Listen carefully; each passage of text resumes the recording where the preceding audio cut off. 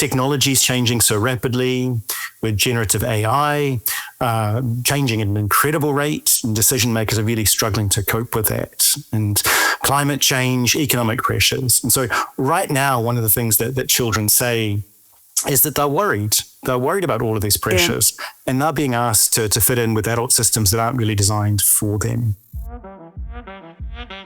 Welcome to Care Vision's Family Talk, a space dedicated to exploring the challenges of raising children in today's world. I'm Lucy Johnston. Each episode, I chat with a guest and we dive into the real-life struggles faced by children and their carers, offering insights and practical guidance to help families feel understood, supported, and hopeful. Whether you're a parent, foster carer, grandparent, or anyone supporting the young people in your life, this is the place for you.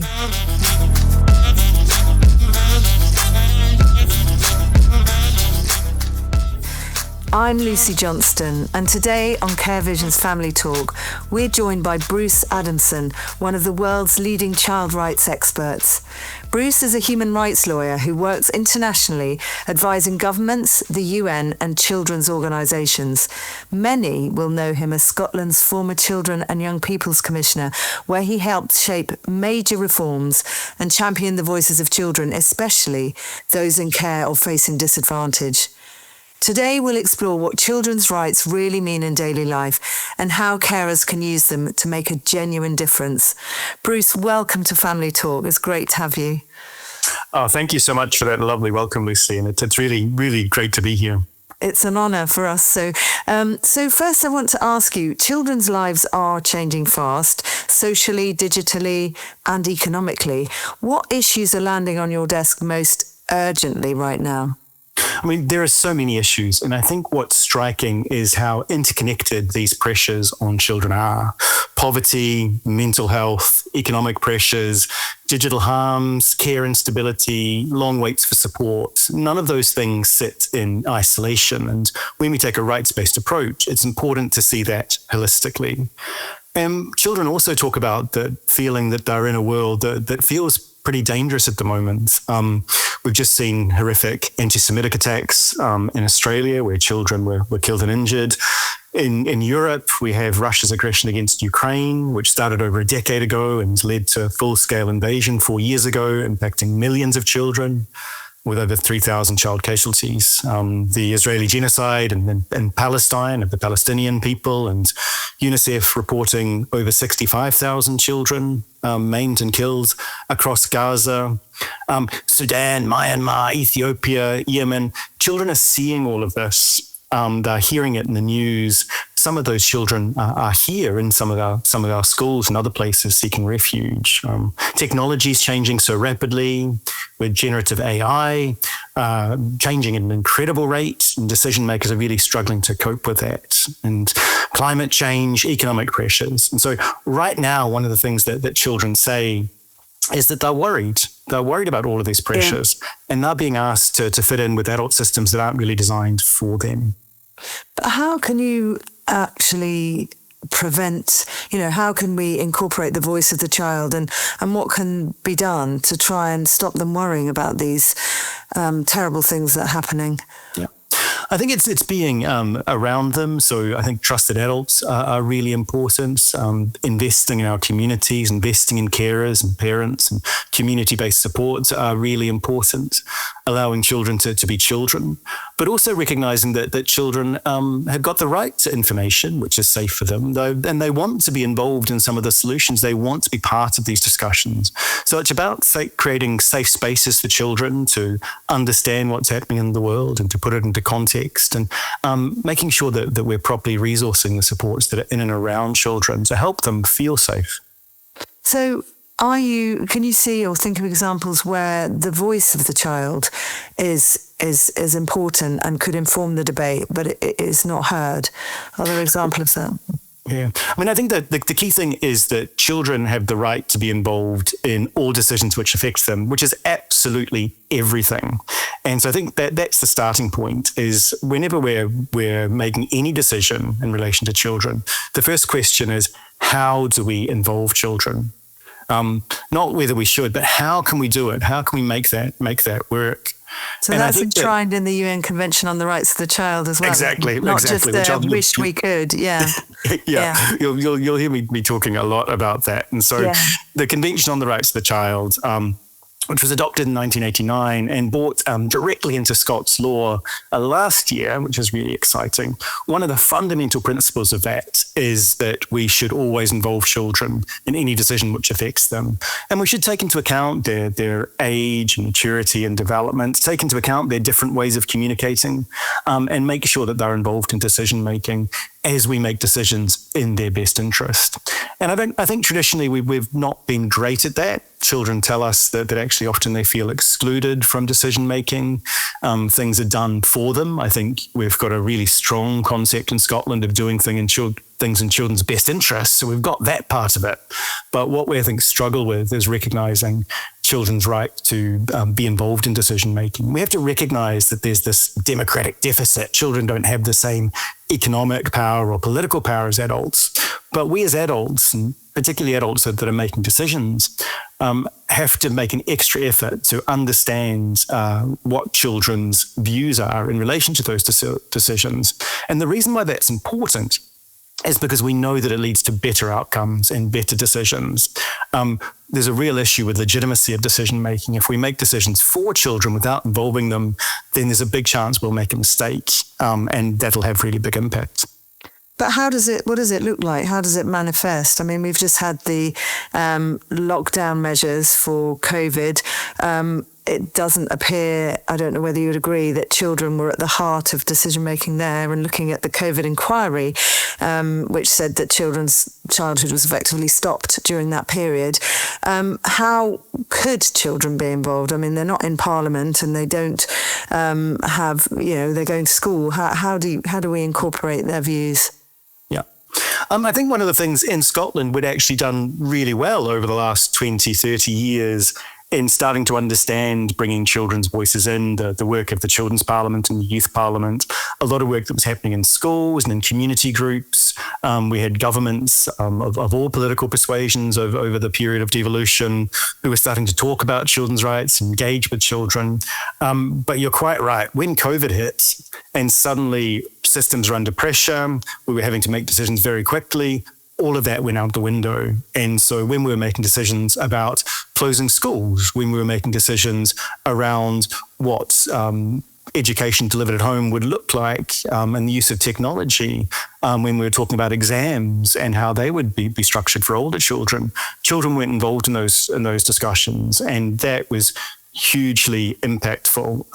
When we were talking about things like social distancing and socializing, lots of the things that we should have done in terms of consulting children, consulting parents, consulting carers, allowing them to participate in decision-making would have led to better outcomes. Talking about the fact that actually it would have been reasonably safe for older children to be congregating outside in the fresh air, rather than putting really arbitrary restrictions on children that weren't based on the evidence that we had.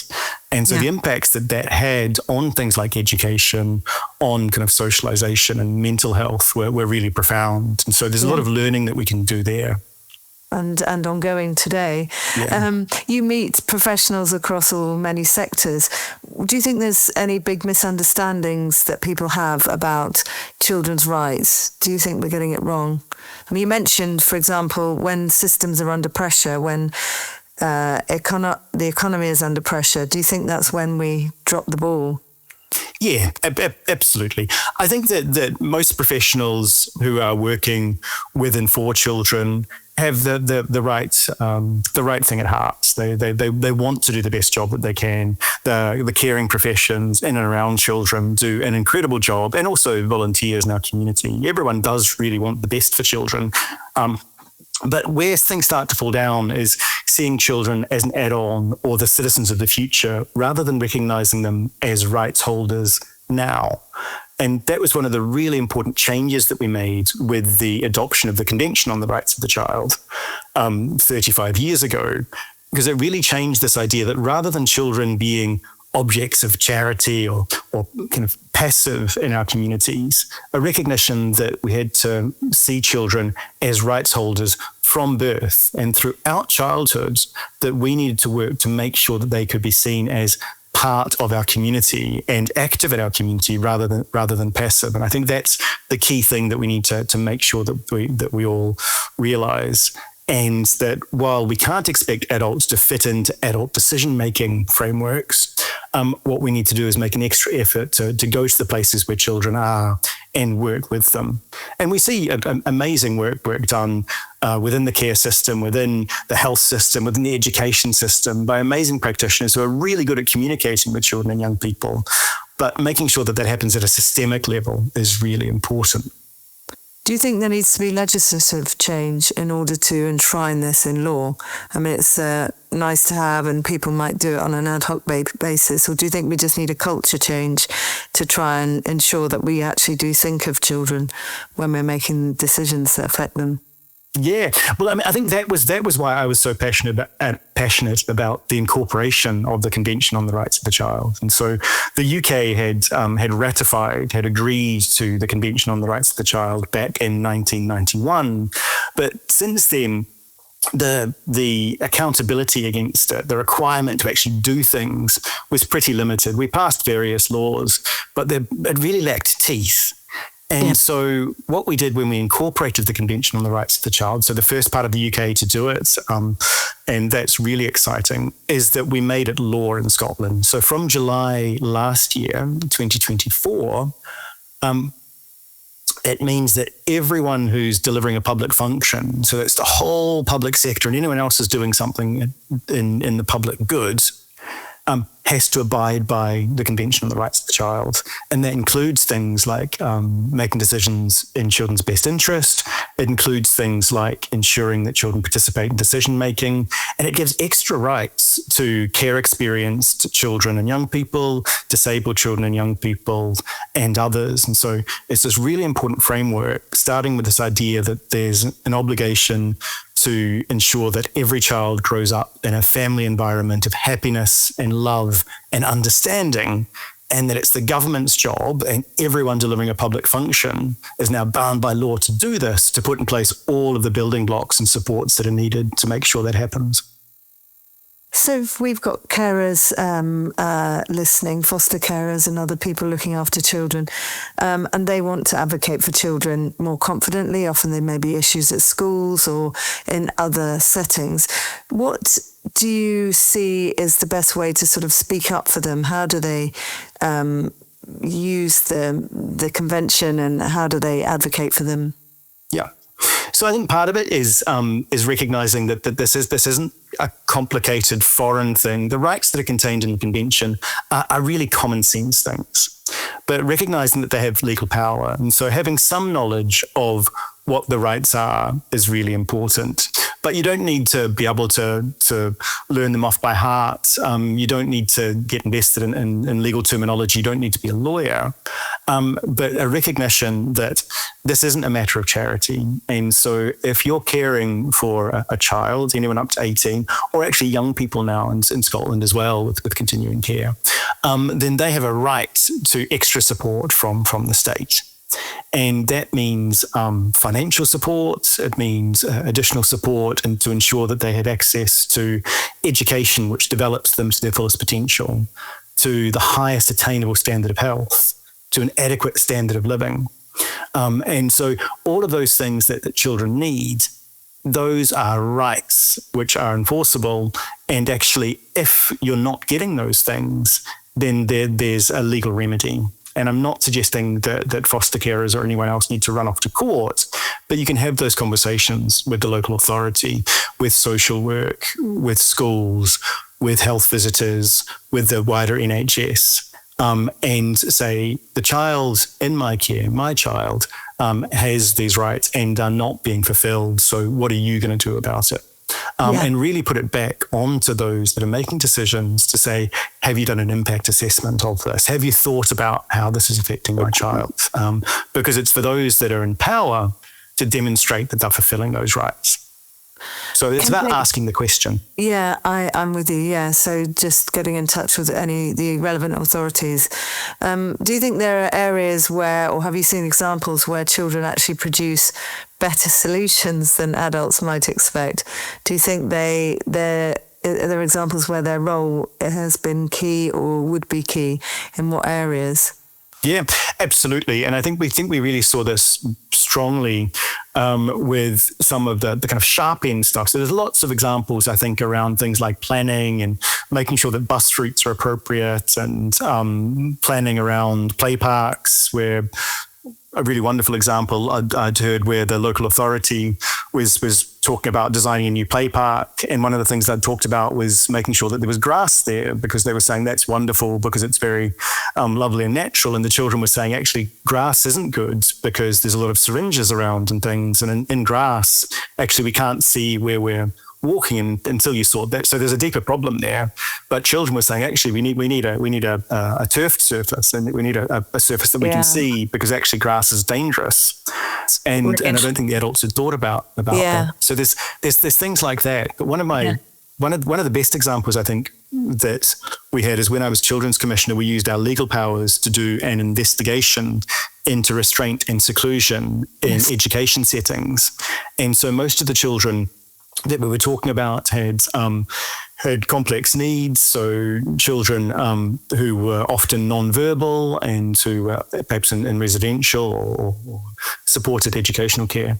And working with them and their carers, making sure that we understood their behaviour was being communicated and their distress was being communicated, and that was being misinterpreted by those in the schools as disruptive behaviour. And then things like restraint were being used, or seclusion, putting children into secure rooms, and that was causing more distress.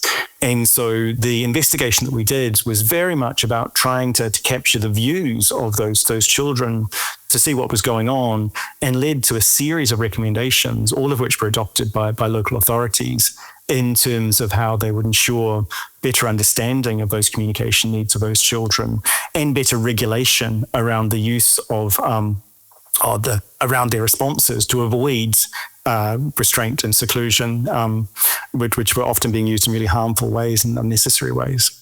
Yeah, and still in England, they're handcuffing children as they move them between places for no clear reason often. But I mean, how do you meaningfully include children who are non-verbal or who have behavioural difficulties but can't express them with words? How do you get those views across and the perspectives?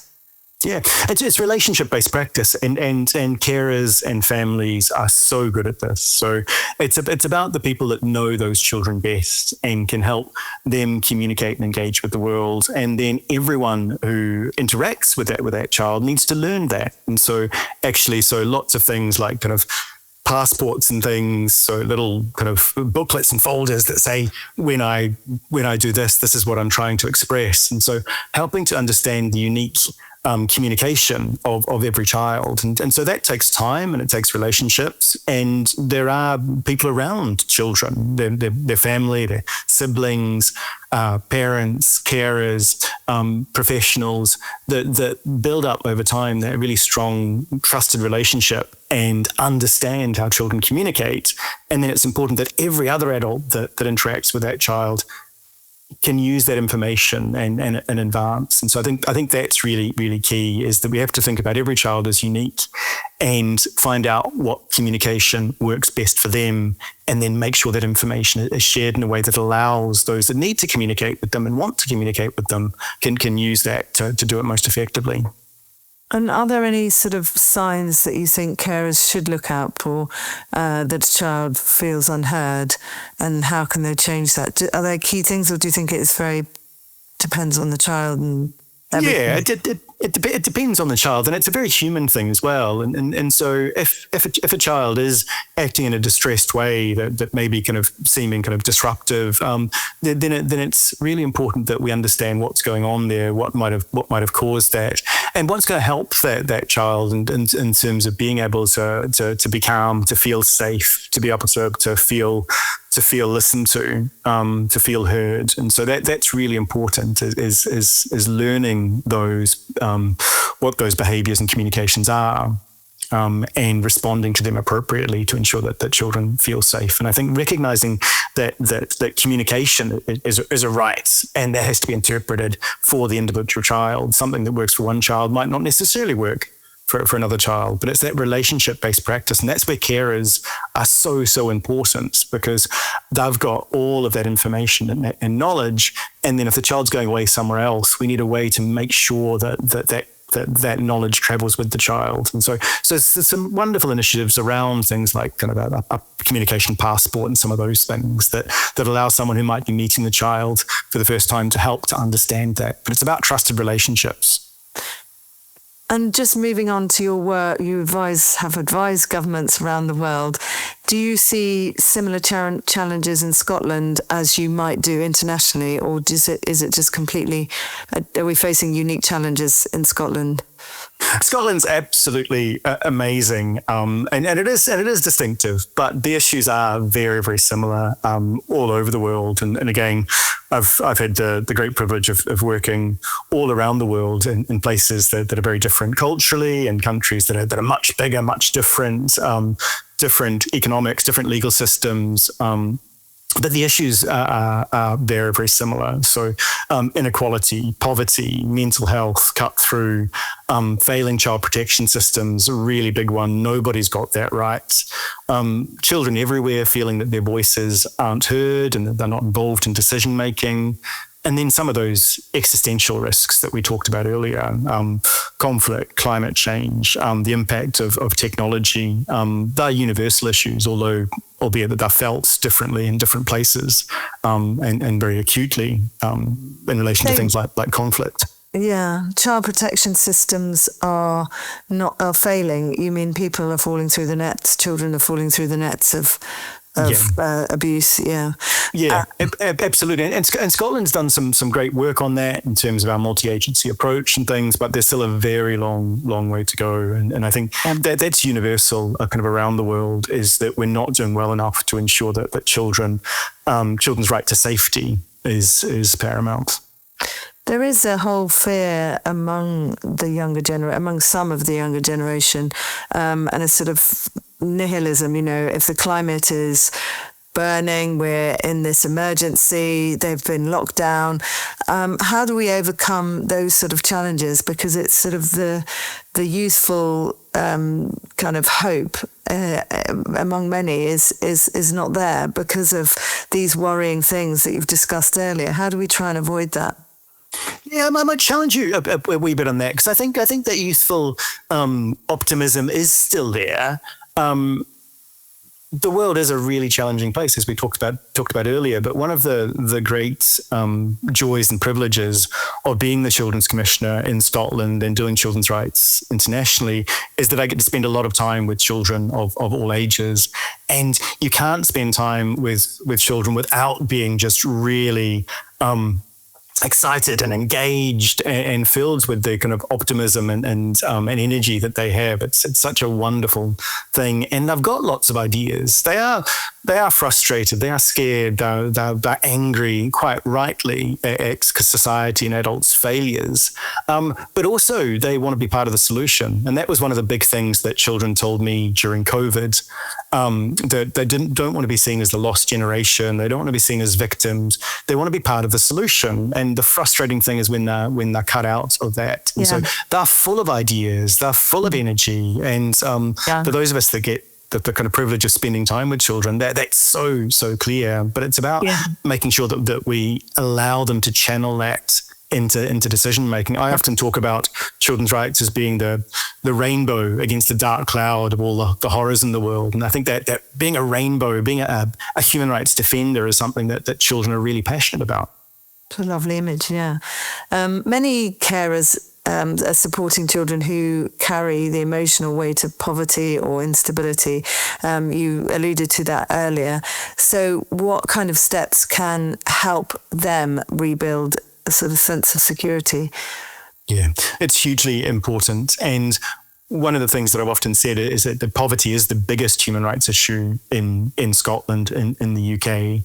And it's hugely concerning that we have 1 in 3 children in parts of Scotland impacted by poverty, and that cuts through everything. It has impacts on education, it has impact on socializing, has impacts on physical and mental health, and it's a political decision to allow it to continue. And I think that was one of my biggest challenges to politicians, was that we could fix this. This is a political decision to allow this to continue, and so we have to take real action on it. In terms of what we can, so the most important thing is that it's never a child's fault. It's never a carer's fault. This isn't about personal decision making. This is about state failure and endemic inequality that we have.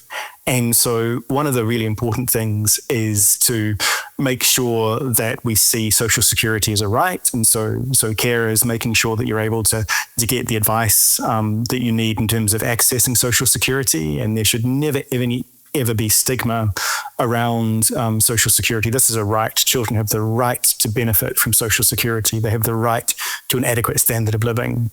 And arguments about kind of moral failure or anything like that, I find abhorrent. This is something that we have to make sure that the state provides that level of support. And so making sure that you can access welfare advice so that you can make sure that a child in your care is getting all of the financial support into the family that you need is really important. And then the job of the rest of us is to really fight for some of that change in terms of the systemic change that we need. And do you think that policymakers misunderstand some of the everyday realities that carers witness and that often get overlooked? And what do you think the misunderstandings might be? Some of this doesn't make into the official reports, or they just get bypassed.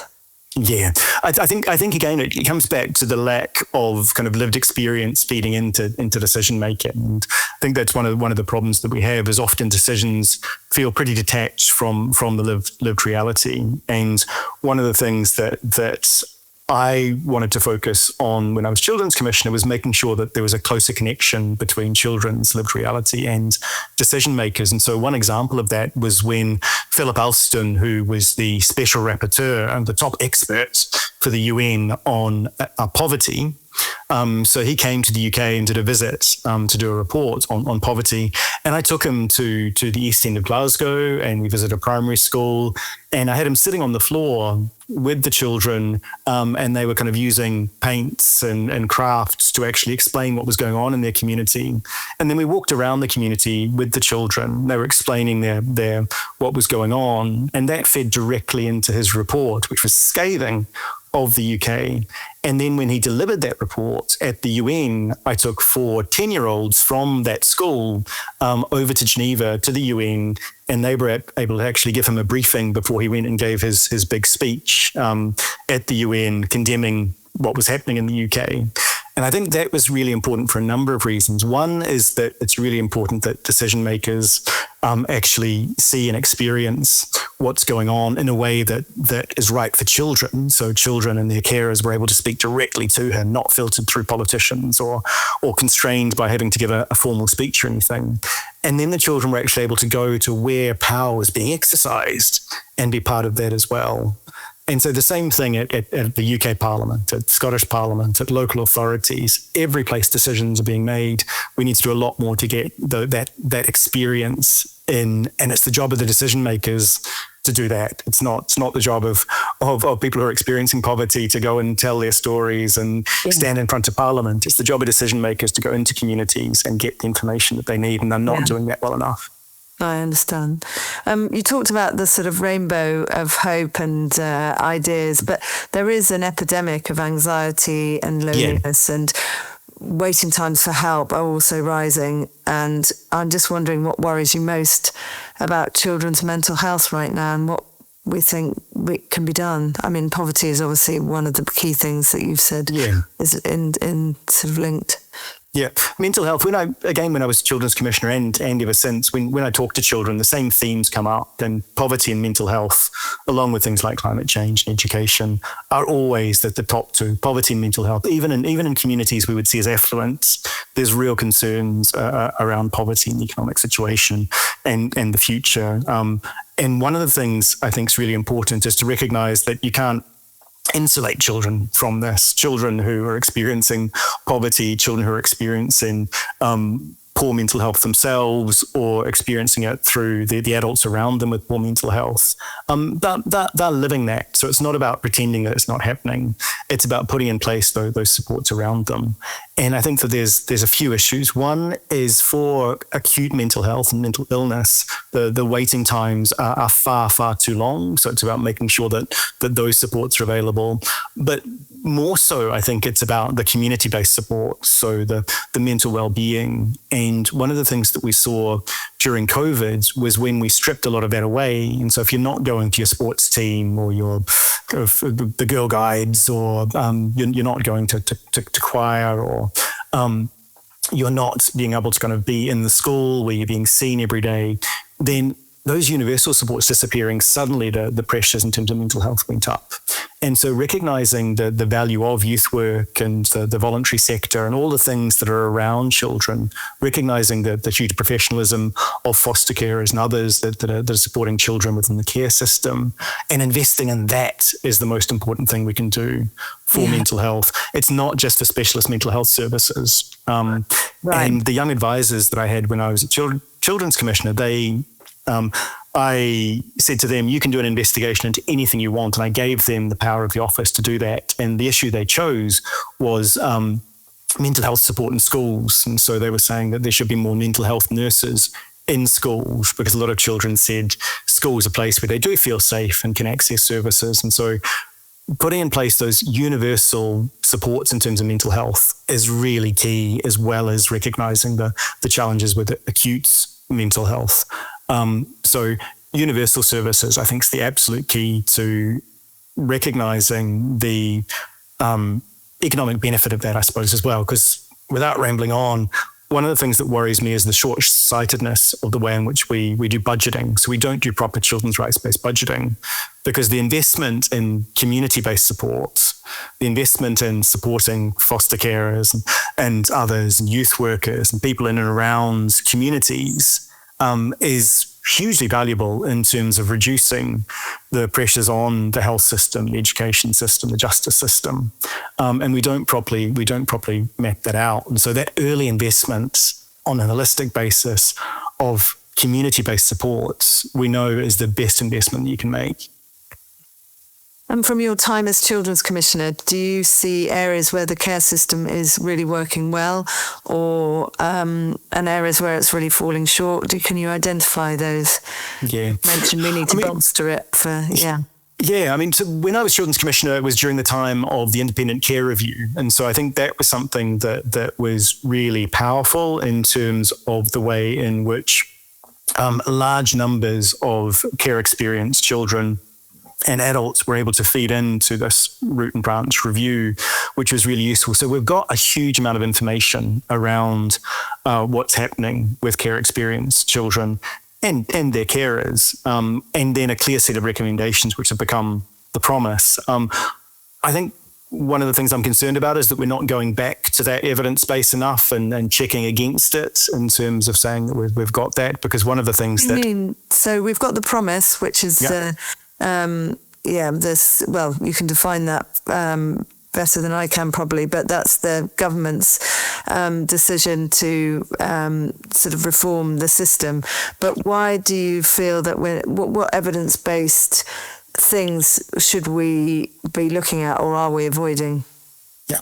So I think it's going back to what children were telling us, and it was exactly those things around the impacts of poverty, around not having enough support in terms of trauma, around stigma came through as a really big one, and so in terms of the stigma, in terms of having to retell your story constantly, every time that you're having to So that kind of repetition came up really strongly. And so things like putting more supports into schools to help make sure that care experienced children are supported and not having to constantly explain themselves, and creating opportunities as well for care experienced young people to engage with each other and kind of children. And so things like some of the champions boards which exist, I think are operating really well and allowing care experienced children to come together, but also to impact decision-making at a local level. I think there's real positives there. But we're still hearing that a lot of stigma exists. And then those links to much more support needed in relation to poverty and ensuring an adequate standard of living. Issues around kind of lack of stability and security having to kind of change a lot. And a lot of issues around the children's hearing system and that decision making that we need to improve as well. Very much around making sure that children are able to be part of decision making, but not constantly having to explain themselves. Yeah. So do you think if you could make systemic changes to the system, what would be the one or ones that you would do to make a biggest difference to children struggling to access support and hearing their voice? Yeah. So I think the biggest thing for me was the change we made last year, which was the incorporation of the Convention on the Rights of the Child. So that gives us this new legal framework. So now there's real teeth in relation to that and accountability. And so now it's about how we use it. So it's the cultural change that needs to come with it. And so the big change needs to be about making sure that children's voices are heard. And that means changing decision-making. So the two biggest things, I think, would be things like impact assessments and thinking around how we can ensure children's voices are part of decision-making, and things like rights-based budgeting. So we need to think about how we're spending and investing money and involving children in those decisions. So looking at the sort of micro level now, and carers listening, when a child feels, or a parent or a carer feels that a school isn't listening, what sort of steps should a carer take? I think that it's contacting the school in the first instance, and schools should be able to have those conversations, and being clear that, again, this isn't an act of charity. This is children have the right to an education, and the Convention on the Rights of the Child defines education as saying it's about developing children to their fullest potential in every way. It's not about passing exams. It's not about getting work ready. It's not about compliance and sitting nicely in your seat. It's about recognizing that child and developing to their fullest potential. And so the first thing to do would be to speak to the school and challenge them in terms of what are you doing to help understand this child? What's happening? What's going wrong? And having those discussions. Also, obviously, the Children's Commissioner who my successor, Nicola Colleen, has made education her top priority.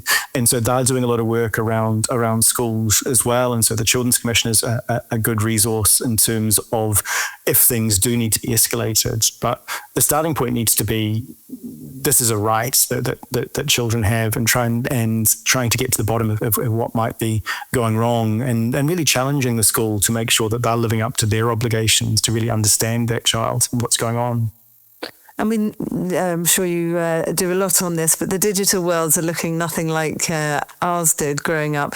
What rights issues are emerging in the online life that we need to address, and this sort of balance between safety and privacy and the ability to connect with others? I mean, this is fascinating. I mean, I finished university really without using the internet, so well before we had smartphones or social media. And the thing is, most decision makers are more likely to be my generation, who really don't have the same understanding of technology, and that's a big problem. And because children don't tend to see the online world and the offline world as being distinct and separate. They're a continuum. They're part of their experience. And so what's really important with children's rights in the digital world is recognizing the expertise that children bring, and recognizing they're always going to be the ones that can have the expertise. And obviously there's huge concerns about child protection and online safety. And we know the significant harms that there are to children online, but the answer isn't just to bring in bans. And so there's a lot of discussion at the moment in Australia and other places we'll just ban children from social or delay them accessing certain parts of the internet. Why do you not like that? Because I think what it misses is that it's much more complex with this. Whose obligation is this? The obligation is on the state and the tech companies to build systems that are safe for children.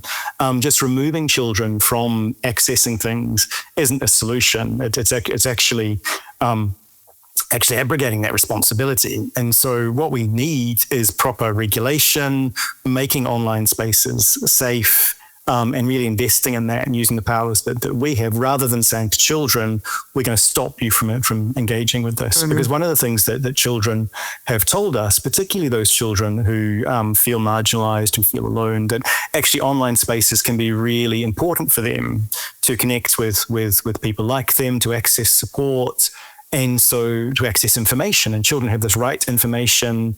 The online world's so linked to their education, their socialization. And we saw that during COVID with kind of digital inequality, where some children didn't have the same access.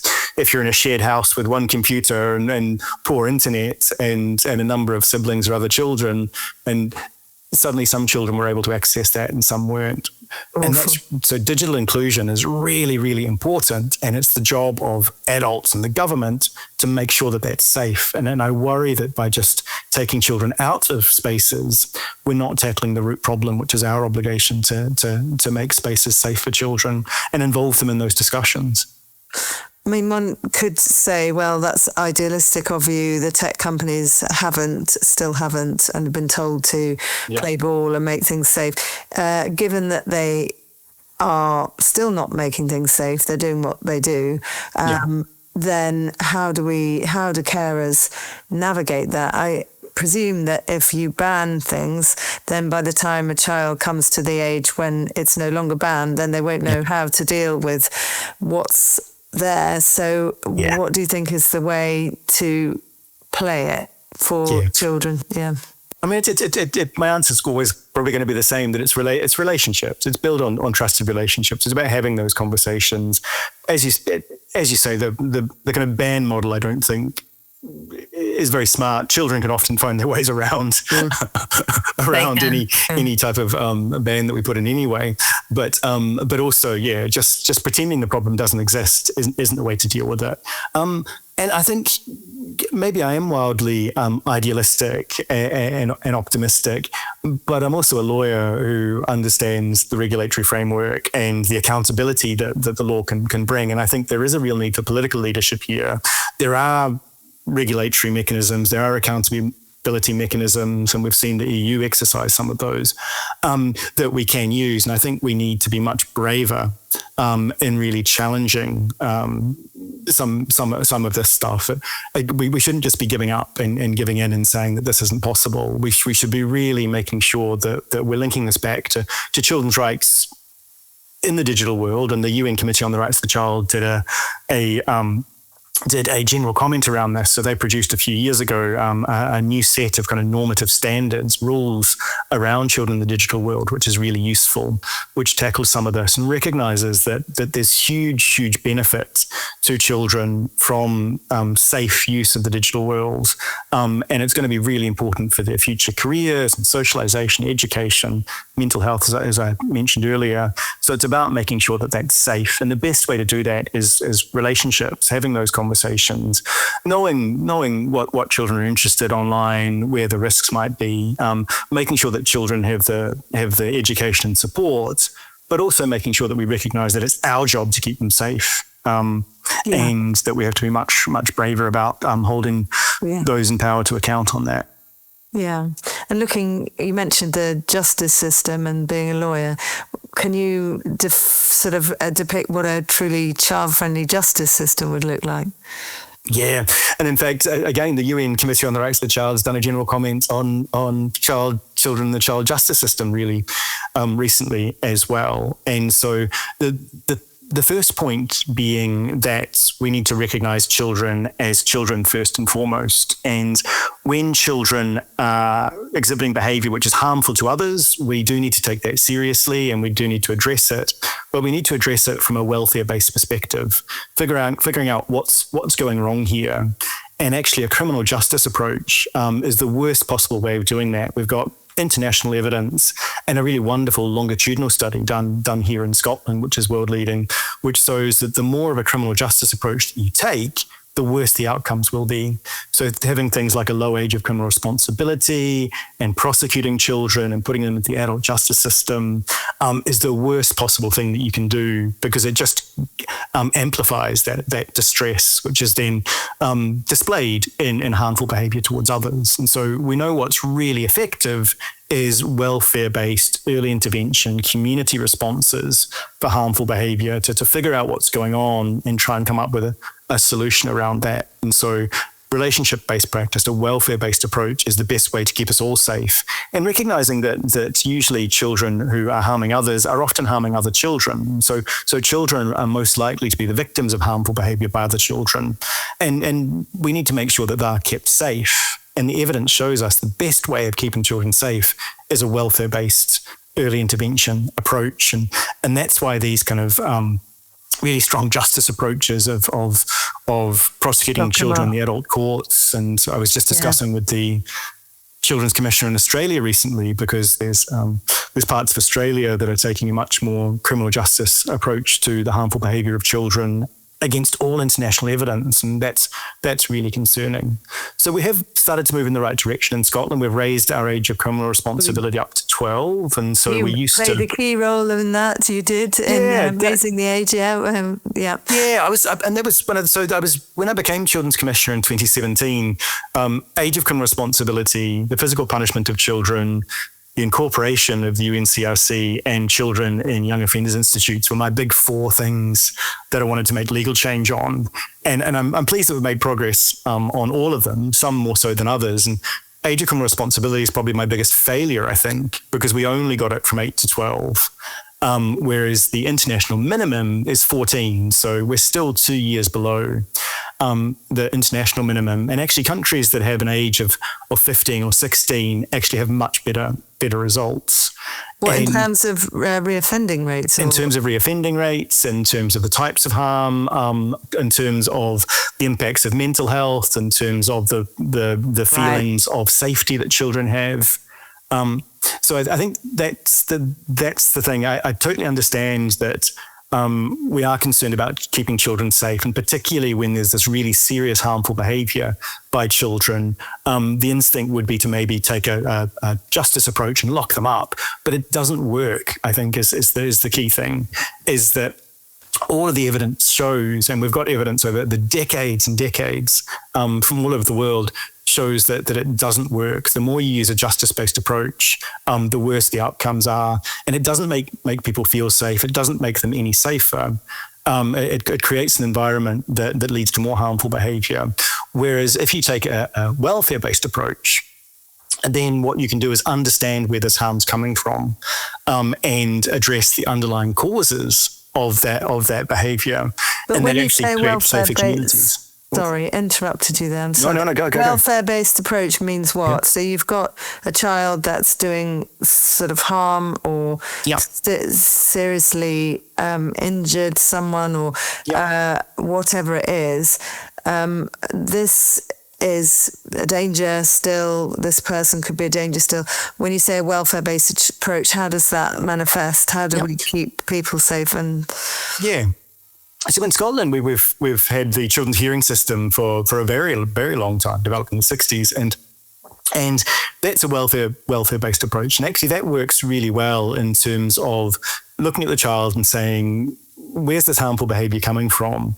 And actually that child may be in such a distressed state and not safe to be in the community. And so you can have a welfare-based response, which does put a child into a residential or secure space to keep them safe.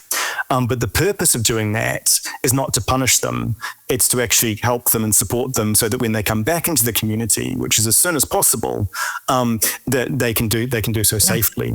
As opposed to a justice response, which is about punishments, and saying that we want to deter this person from doing it again, so we'll punish them. We want to deter other people, so we'll give them a really punitive sentence, and that'll stop other people from committing harm, and they'll be locked away and they'll be punished. And that kind of punitive, justice-based approach we know really doesn't work. And so the situation where we until recently were having older children, 16-year-olds in a prison, a young offenders institute run by the prison service, there to be punished. We know that really it can be hugely damaging for them, and doesn't actually get them the support that they need to be able to be in the community safely. Yeah. Is there a sort of project or a country where you think that it's got it right, or that we could learn from? Yeah, it's a difficult one, because we often talk about some of the Scandinavian countries of having really good models, but they're different. And so I think Scotland actually is doing some wonderful kind of really world-leading work around having the children's hearing system, and then moving towards focusing more on the children's hearing system, but for older children, so now extended up to 18, getting children out of young offenders institutes. And I think that's really positive, and actually stands in quite stark relief to some of the stuff that we're seeing in places like the US or some parts of Australia. But our European neighbours do a lot of wonderful work. There's some really great initiatives in Spain where they create secure environments that are very supportive and focused on rehabilitation.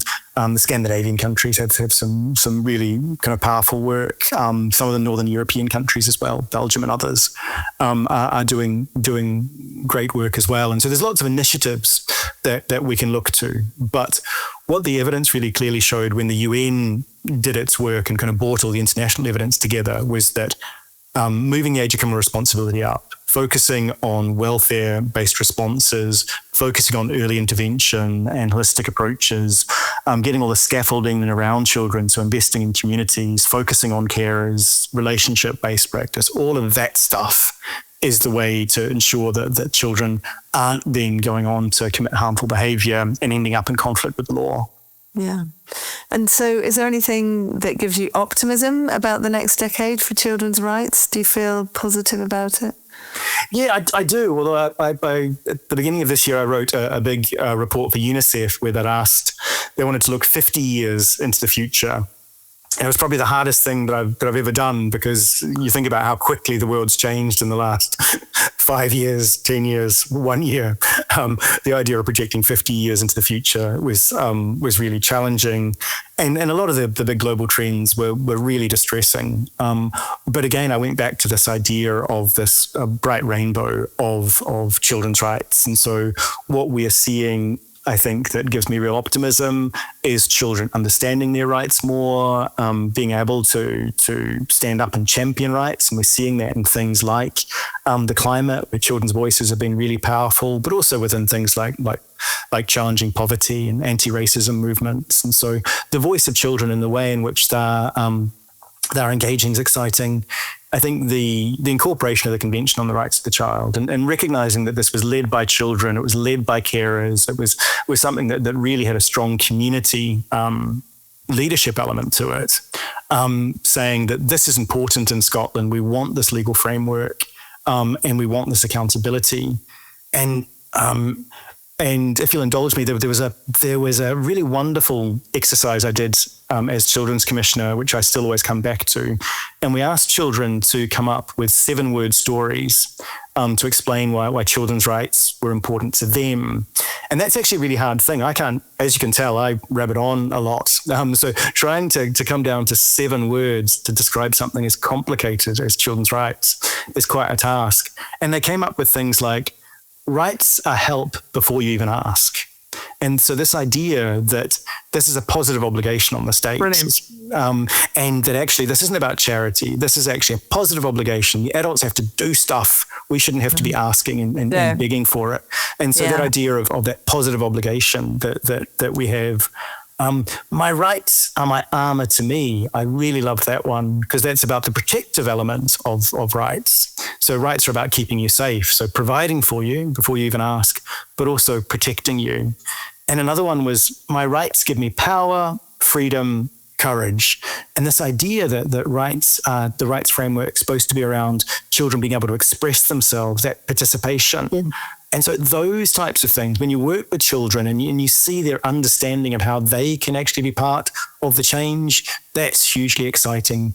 And again, bearing in mind this audience, the incredible work that we see across Scotland of carers who are supporting children, often children who are going through really, really complex changes in their lives and trauma, and those carers who are around them, who are providing that loving family environment of happiness, love, and understanding. That's hugely inspirational. And the professionals as well that are in and around them, that is hugely, hugely inspiring. You mentioned doing a UNICEF report and looking 50 years ahead and some of the things that you didn't really like to see.